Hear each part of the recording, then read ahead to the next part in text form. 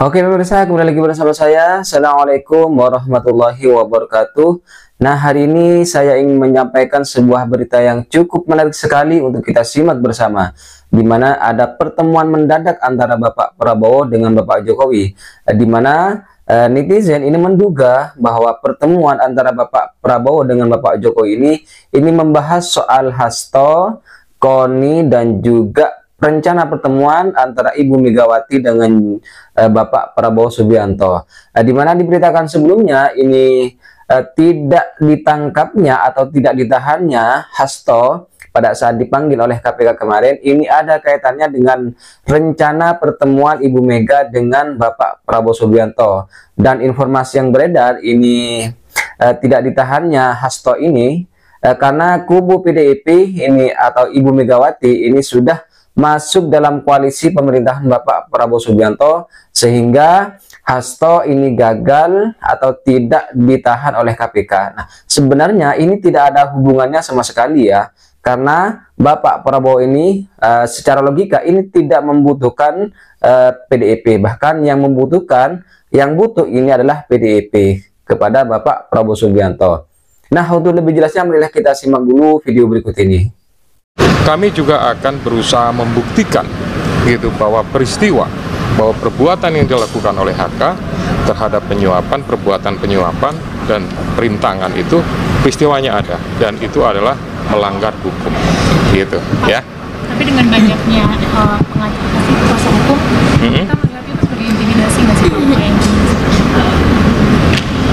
Ya, sepertinya saya merasa sama sekali tidak ada intimidasi gitu. Penyidik biasa-biasa saja semuanya gitu. Toh juga nanti pada saat melakukan pemeriksaan berhadapan dengan tersangka, berhadapan dengan penasihat hukumnya, itu kan ya terbatas gitu. Jadi sama sekali tidak ada rasa intimidasi, intervensi dan lain-lain. Karena apa? Kami yakin yang kami lakukan adalah prosedural, profesional dan proporsional gitu. Jadi kalau kami sudah melakukan seperti itu, apalagi gitu yang kami khawatirkan. Tidak ada lagi kekhawatiran-kekhawatiran, semuanya kita lakukan sesuai dengan yang menjadi persyaratan dan ketentuan di Komisi Pemberantasan Korupsi. Cukup everybody.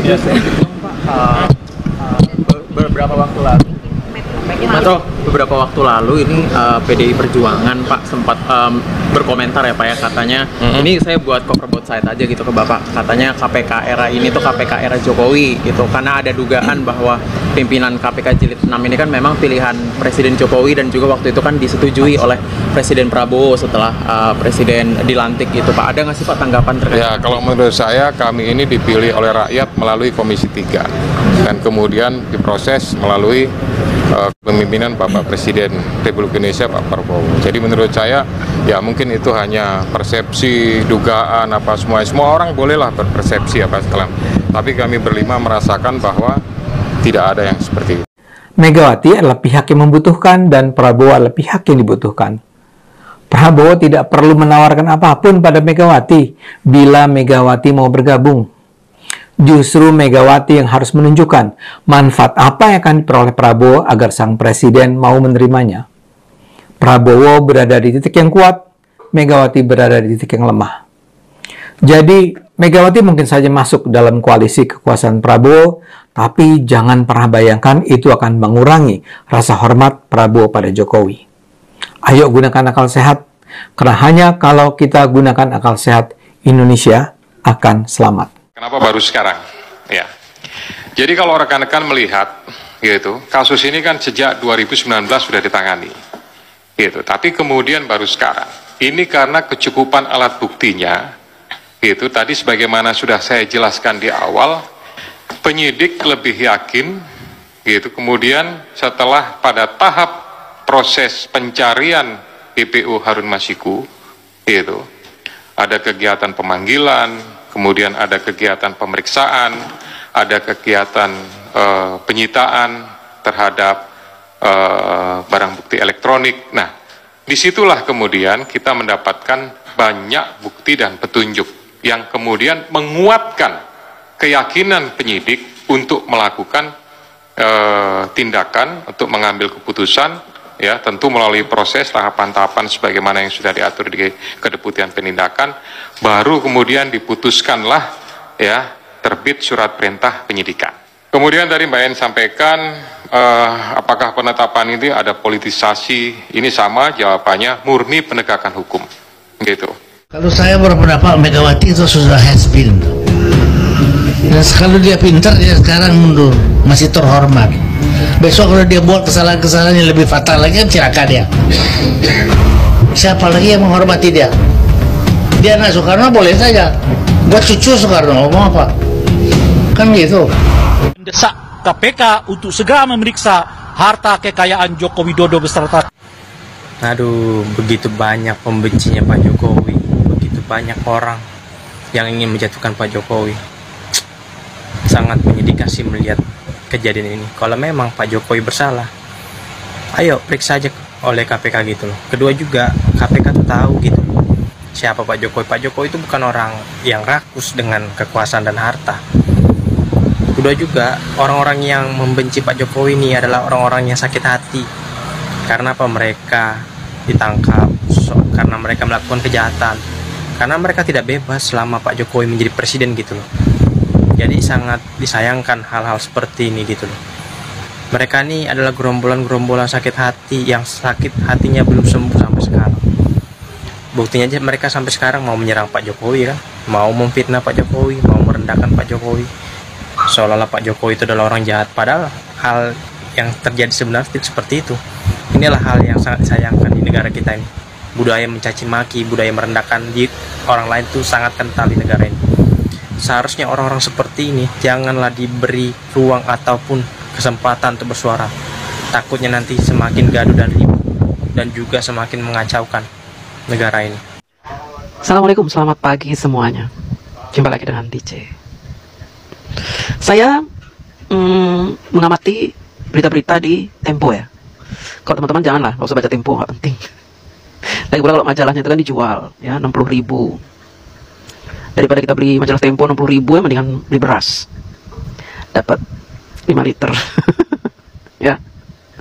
Saya akan kasih tahu teman-teman, di Tempo itu, Tempo masih saja kekeh dengan berita OCCRP. Karena apa? Tempo ini mendapat kontrak besar. Ya, tentunya dari orang atau komunitas yang membenci Bapak Jokowi, dendam, kesumat dengan Bapak Jokowi, ya. Sehingga Tempo dibayar mahal supaya mencitrakan buruk terhadap Bapak Jokowi. Nah, masalah OCCRP ini yang mulai redup, ya, karena masyarakat tidak percaya dengan berita OCCRP. Lagi pula OCCRP juga sudah klarifikasi bahwa dia tidak menemukan kesalahan Bapak Jokowi, ya, tidak menemukan bukti korupsinya Bapak Jokowi. Bahkan pemilik OCCRP mengatakan bahwa selama ini mereka tidak melihat kesalahan-kesalahan signifikan dari Bapak Jokowi sehingga boleh dikatakan sebagai koruptor. Tapi Tempo tidak kehabisan akal. Dia terus-menerus membuat berita headline di majalahnya maupun di media-media, ya. Headline tetap dengan skenario bahwa Bapak Jokowi adalah presiden terkorup dunia. Meskipun pemilik OCCRP sudah mengatakan sebaliknya, bahwa mereka itu menampilkan nama Bapak Jokowi karena ada yang mengirimkan email mengikuti polling yang mereka adakan, ya. Ada sekitar 55.000. Kita tahu lah 55.000 orang yang mengirimkan email ini siapa? Ya Tempo, orang-orangnya Tempo. Buzzer-buzzer Banteng, buzzer-buzzer Tempo. Karena Tempo ini punya tugas yang harus diselesaikan untuk mencitrakan buruk terhadap Pak Jokowi. Itu tugasnya. Kenapa sih ditugaskan seperti itu? Ya, karena memang kalau Pak Jokowi citranya bagus terus, wah bahaya nih tahun 2029. Bisa-bisa keluarga Pak Jokowi yang memerintah di Indonesia, ya. Bisa-bisa anak Pak Jokowi jadi pejabat semua nih. Karena rakyat sudah begitu percaya terhadap Pak Jokowi. Kepercayaan masyarakat Indonesia ini tidak bisa dianggap remeh. Karena yang percaya pada Pak Jokowi itu lebih banyak, 80% lebih percaya kepada keamanahan Pak Jokowi dibanding dengan yang percaya oleh berita-berita Tempo ataupun media-media pembenci pemerintah. Tempo terus saja membuat headline, narasi-narasi kebencian terhadap Pak Jokowi. Mereka akan bikin itu terus. Nggak akan selesai-selesai, nanti 5 tahun ke depan akan bikin seperti itu. Ya, habis tadi OCCRP kemana lagi nih? Ya kan? Kemarin kalau masalah Ibu Iriana nggak berani Tempo nggak berani, karena Tempo tahu itu gampang dilacak.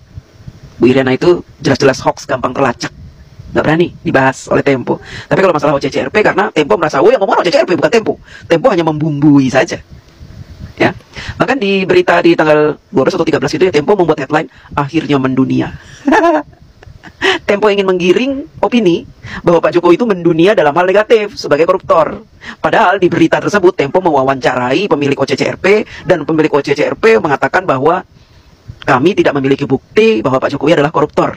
Kami tidak memiliki bukti bahwa Pak Jokowi mengorganisir koruptor-koruptor di Indonesia. Kami tidak mempunyai bukti. Jawabannya, kami tidak mempunyai bukti semua. Artinya apa? Artinya tujuan Tempo untuk mendiskreditkan Pak Jokowi gagal. Justru dijelaskan oleh pemilik OCCRP bahwa Pak Jokowi bukan koruptor. Terima kasih. Hah? KPK nggak takut sama Pak Hasto? Loh, kok ada banteng di Singapura? KPK tak peduli dengan manuver Sekjen PDI Perjuangan Hasto Kristianto yang mengklaim memiliki dokumen penting dan mampu mengungkap skandal besar pejabat negara.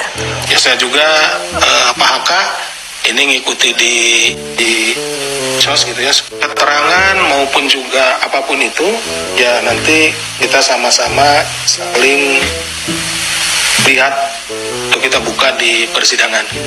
Pak Hasto, apa kabar? Happy New Year ya Pak Hasto, Bu Mega. Saya udah coba loh, tidak ingat-ingat Pak Hasto. Saya lagi liburan di Singapura tuh ya, lagi di Garden by the Bay.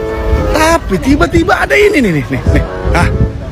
Ada banteng pula, jadi mengingatkan saya sama Pak Hasto ini. Oh iya Pak Hasto, gimana kasusnya di KPK? Udah selesai belum? Cobalah bujuk Bu Mega datang ke KPK. Mana tahu bisa dibantu. By the way, anyway, Busway, gimana video-videonya Pak? Katanya mengungkap pejabat korup yang ada di Indonesia. Mana? Saya tungguin lo dari New Year, Natal, New Year, ya. Saya mau bikin Hasto series. Saya mau nobar sama keluarga saya. Tapi saya tungguin sampai sekarang tak terungkap. Gimana sih Pak Hasto? Tapi sabarlah Pak Hasto ya. Saya dengar KPK nggak peduli tuh. Katanya diuji aja di persidangan, ya kan? Ya kita sama-sama nonton lah nanti sidang Bapak. PDIP ini kebiasaan koruptor dibela. Hasto udah jelas-jelas ada buktinya. Nah, itulah makanya sekarang partai PDIP itu partai yang sangat rakus, sangat busuk, dan juga sangat bobrok gitu loh. Orang jahat aja mereka bela, orang jahat aja mereka lindungi gitu loh, termasuk para koruptor. Buktinya saja sampai sekarang ada nggak mereka mengesahkan rancangan undang-undang perampasan aset koruptor? Tidak ada sama sekali kan?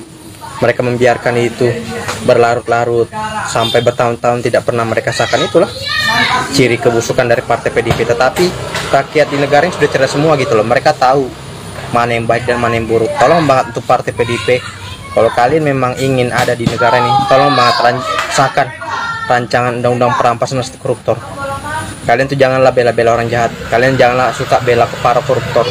Itu aja sih, terima kasih.